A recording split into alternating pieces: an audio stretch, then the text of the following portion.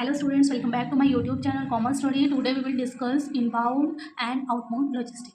आज हम ये पढ़ेंगे कि लॉजिस्टिक क्या होता है या इनबाउंड या आउटबाउंड लॉजिस्टिक क्या होता है। ठीक है, सबसे पहले हम पढ़ते हैं लॉजिस्टिक क्या होता है। Logistic is a component of supply chain management. Logistic क्या है? लॉजिस्टिक एक कंपोनेंट है सप्लाई चेन मैनेजमेंट का that deal with efficient flow forward and backward of goods and services and related information from the point of origin to the point of consumption.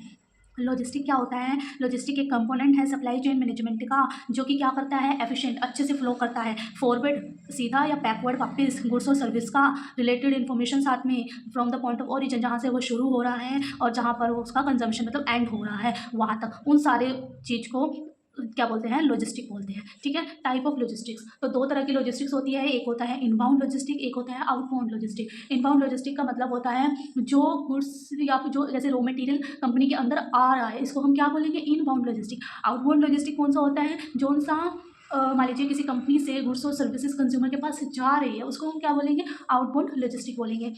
ठीक है, inbound logistic क्या होता है?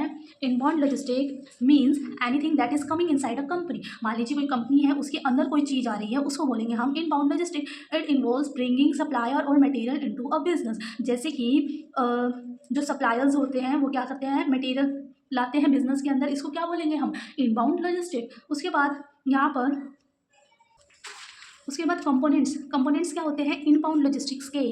सो accessing raw material और procurement, मतलब कि raw material आ रहा है उसको क्या बोलेंगे हम? Inbound logistic. ऑर्डर आ रहा है, कोई परचेजिंग करने आ रहा है, उसको क्या बोलेंगे? Inbound logistic. वेयर हाउसिंग, सामान वेयर हाउस में आ रहा है, उसको क्या बोलेंगे? Inbound logistic. ट्रांसपोर्टेशन हो रही है किसी सामान की, उसको क्या बोलेंगे? Inbound logistic. रिसीविंग, कोई सामान आ रहा है उसको हम रिसीव कर रहे हैं, उसको क्या बोलेंगे? Inbound logistic. इन्वेंट्री मैनेजमेंट, हमारा जो स्टॉक पड़ा है उसको मैनेज कर रहे हैं, उसको भी क्या बोलेंगे? Inbound logistic. सप्लायर मैनेजमेंट, जो सप्लायर है वो मैनेज कर रहा है उस मटेरियल को, उसको क्या बोलेंगे हम? Inbound logistic.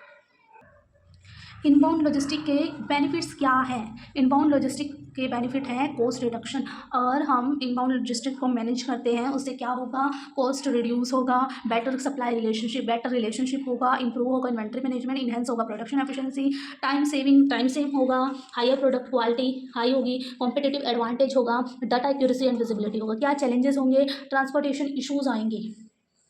ठीक है, इन्वेंट्री मैनेज करने में डिफिकल्टी होगी, राइजिंग कॉस्ट बढ़ जाएगी, lack of visibility, customs and regulatory compliance, communication gap आ जाएगा। उसके बाद आएगी आउटबाउंड लॉजिस्टिक। आउटबाउंड लॉजिस्टिक क्या होता है? Outbound logistic refers to anything that is going outside of a company. कोई भी ऐसी चीज़ जो कंपनी से बाहर जा रही है उसे हम आउटबाउंड लॉजिस्टिक बोलेंगे। जैसे कि distributing finish product to customers और एंड यूजर। मान लीजिए कोई गुड्स है जो कि फिनिश हो चुके हैं, उसको हम भेज रहे हैं कस्टमर्स के पास या डिस्ट्रीब्यूट कर रहे हैं एंड कंज्यूमर के पास, तो उसको हम क्या बोलेंगे? आउटबाउंड लॉजिस्टिक बोलेंगे। उसके बाद बात आती है क्या कंपोनेंट्स होते हैं आउटबाउंड लॉजिस्टिक के। जैसे ऑर्डर प्रोसेसिंग में चल रहा है, बाहर जाने वाला है बट वो जा रहा है, मतलब उसको क्या बोलेंगे हम? Outbound logistic. पैकेजिंग के लिए बाहर जा रहा है पैकिंग के लिए, तो क्या बोलेंगे? उसको आउटबाउंड लॉजिस्टिक है। Warehousing and storage, warehouse में या स्टोर होने के लिए सामान जा रहा है, उसे क्या बोलेंगे? Outbound logistic. ट्रांसपोर्टेशन, सामान जा रहा है ट्रांसपोर्टेशन से, उसको क्या बोलेंगे? Outbound logistic. Distribution management, distribution को मैनेज करना भी आउटबाउंड लॉजिस्टिक का कंपोनेंट है। इन्वेंट्री मैनेजमेंट भी, और customer service and support and documentation and billing जा रही है साथ में, उसको भी क्या बोलेंगे हम? Outbound logistic. उसके बाद बात आ जाती है क्या बेनिफिट्स हैं आउटबाउंड लॉजिस्टिक्स के। फर्स्ट पॉइंट है टाइमली डिलीवर टू कस्टमर। ये क्या हो जाता है? इसकी हेल्प से हम क्या कर सकते हैं? टाइमली डिलीवर कर सकते हैं कस्टमर को, इंप्रूव करता है कस्टमर की सर्विस को, कॉस्ट एफिशिएंसी है, बेटर इन्वेंट्री मैनेजमेंट है, इनहेंस करता है ब्रांड की इमेज को, कॉम्पिटिटिव एडवांटेज मिलता है इससे, रिड्यूस करता है प्रोडक्ट डैमेज को, और रियल टाइम ट्रैकिंग और ट्रांसपेरेंसी मिलता है। उसके बाद आ जाते हैं क्या चैलेंजेस हैं आउटबाउंड लॉजिस्टिक के। चैलेंज भी ये हो सकता है कि ट्रांसपोर्टेशन तो कर रहे हैं हम लेकिन वो डिले हो गई है। ठीक है, शिपिंग कॉस्ट जो है वो ज़्यादा है, इन्वेंट्री इनएक्यूरेसी, मतलब इन्वेंट्री में स्टॉक में एक्यूरेसी नहीं है, इनएक्यूरेसी है कुछ। ठीक है, पुअर पैकेजिंग अच्छी नहीं है, ऑर्डर फुलफिलमेंट एरर, उसमें कोई प्रॉब्लम आ रही है, रिटर्न में कोई मैनेजमेंट में दिक्कत है, इन्वेंट्री और वेयर हाउसिंग की कॉस्ट। ठीक है, राइजिंग कस्टमर एक्सपेक्टेशन, कस्टमर की एक्सपेक्टेशंस को ये क्या कर रहा है? बढ़ावा दे रहा है। उसके बाद आता है what is the difference between outbound and inbound logistic. सबसे पहले तो हमने मीनिंग तो है दोनों का पढ़ लिया है। उसके बाद आएगी बात फ्लो ऑफ गुड। ठीक है, इनबाउंड लॉजिस्टिक में गुड्स का फ्लो क्या हो रहा है? इनवर्ड मतलब कंपनी के अंदर आ रहा है। आउटबाउंड लॉजिस्टिक में आउटवर्ड मतलब कंपनी से सामान जा रहा है। नेचर, इनबाउंड का नेचर क्या है? अरेंज करना, रॉ मटेरियल लेना, ठीक है, गुड लेना। उसके बाद आउटबाउंड का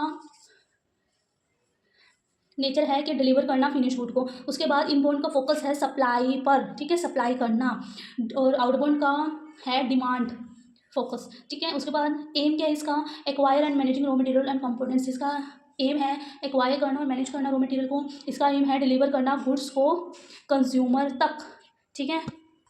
उसके बाद बात आ जाती है integration of inbound and outbound logistic, ठीक है। इंटीग्रेशन मतलब दोनों को मिला देना। इंटीग्रेशन कर रहे हैं अगर हम इनबाउंड और आउटबाउंड लॉजिस्टिक्स का, तो क्या होना चाहिए, अच्छा कोऑर्डिनेशन होना चाहिए सारी एक्टिविटीज़ में, चाहे वो रिसीव कर रहा हो रॉ मटेरियल को जिसको कि हम इनबाउंड बोलते हैं, और डिलीवर कर रहा है फिनिश गुड को जिसको हम आउटबाउंड बोलते हैं, ठीक है। To create a seamless efficient and cost effective supply chain, ये सब क्या होना चाहिए, एफिशिएंटली होना चाहिए, कॉस्ट इफेक्टिव होना चाहिए, ताकि सप्लाई चेन अच्छे से चल सके, ठीक है। उसके बाद बात आती है क्या स्ट्रेटेजीज है इनबाउंड एंड आउटबाउंड लॉजिस्टिक्स में।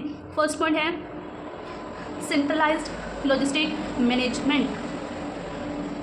अगर हमको इनबाउंड और आउटबाउंड लॉजिस्टिक को अच्छे से चलाना है, ठीक है, मिलाकर चलाना है, तो उसकी क्या स्ट्रेटेजीज हैं, ठीक है। सेंट्रलाइज लॉजिस्टिक मैनेजमेंट, सबसे पहले क्या करते हैं, लॉजिस्टिक को मैनेज करना है। फिर उसके बाद सेकंड पॉइंट है use of integrated technology system, हमको इंटीग्रेटेड मिली हुई टेक्नोलॉजी सिस्टम यूज़ करने हैं जो दोनों के लिए काम आ जाए। Demand and supply forecasting, demand क्या रहने वाली है उसी हिसाब से सप्लाई हो, इसकी पहले ही फोरकास्टिंग कर लीजिए। Shared transportation and storage resources, ठीक है। इनबाउंड लॉजिस्टिक हो रहा हो या आउटबाउंड लॉजिस्टिक हो रहा हो, दोनों के हम क्या कर सकते हैं, ट्रांसपोर्टेशंस को और स्टोरेज रिसोर्सेज को शेयर मतलब दोनों के लिए यूज़ कर सकते हैं।